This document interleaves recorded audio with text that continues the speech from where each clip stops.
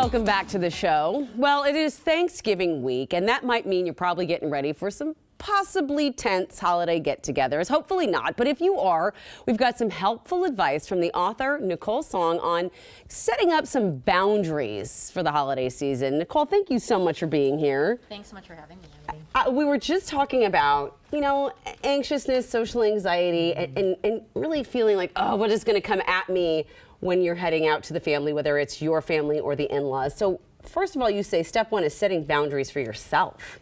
Well, I find for many people the anxiety comes from a lack of boundaries and really just the way to keep yourself really grounded in general. So if you are actually practicing pretty good boundaries with yourself to keep yourself clear in general during the holidays, that will help you a lot more than anything else. That's really a good point. Okay. Step two, create a step-by-step plan. I mean, I feel like this is over planning for when we're doing this, but then I think of myself in this position and I go, you know what, I could have had a plan.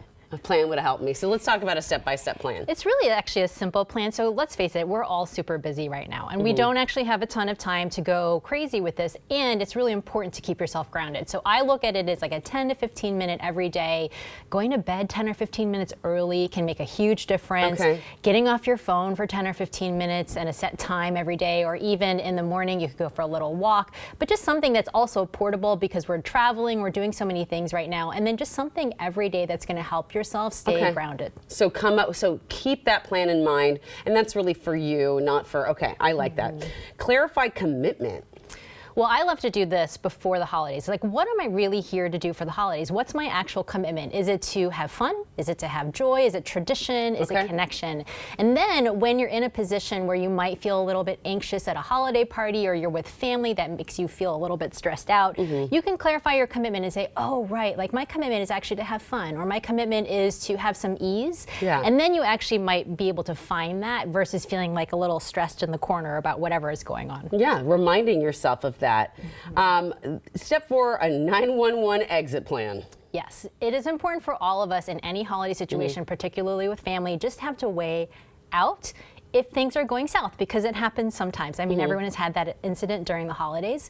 And so in that 911 plan, it's really helpful to have a friend, a spouse, somebody who's keeping an eye out for you and noticing if you're going off the rails a little bit. And then they're gonna say, hey, let's go to the store and grab one more thing. Or they're gonna say, hey, do you wanna go outside and do a little quick walk? I need a refresher. And they're just gonna get you out of the situation where you're feeling stressed and help you reset yourself again. That is really important. I have to say, when we were talking about these things, I thought that there were going to be boundaries that we had to set with our families, but this is really the boundary, like this is really for all of ourselves to work on, which I think is important.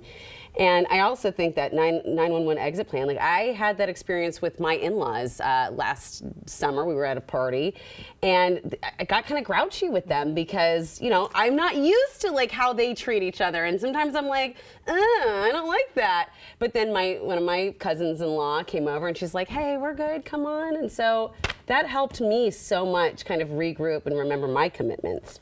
What is your overall tip for dealing with anxiety in social situations? I would say it's really important to understand what it is for you that helps you feel better when you have anxiety. So this is something like, it could be you go into the bathroom, you take a few deep breaths, get yourself reset. You might have to set a limit on how long you're actually at the party. You might have to have a plan in place with the person you came with to say, I really need to get out because this is too much for me. I mean, I even have limits in terms of how long, like if you're traveling to see family, you would set limits on how long you're actually doing that, because those are all important for us to help say, okay, I really need to get out of here. This is something that's not helping me right now. And then because I want to have my commitment. I want to have joy. I want to have ease. I want to have fun. And I don't want to ruin it all by the prolonged maybe discomfort. Right. So, okay, you got to have that conversation with your ride before you even get there, right? Yes. Okay. Yes. And so what do you tell your family that's like, why are you leaving so soon? And you say, hey, we've got a big day tomorrow. We've got other stuff going on. Because that is actually honestly the truth. Or like, I really need to get some sleep. And I would say in general with boundaries, like the more we're really clear and grounded with ourselves, we understand what our commitment is, you can just come up with something really simple. It's the tip of the iceberg for boundaries. I would say that like we're just starting to talk about that. And it's still just helpful for you to say, oh, there's just a way out. There's ways to make it really easy. And family might be like, we want you to stay. And like, don't let yourself get peer pressured into something that's not actually going to serve you, because then you're going to be grumpy and then you'll need your 911 plan and nobody needs that. And nobody wants that. All right, Nicole, thank you so much. These are some great tips and really getting you thinking and some food for thought for all of us. So we appreciate you. Thank you so much, Amity. All right, well.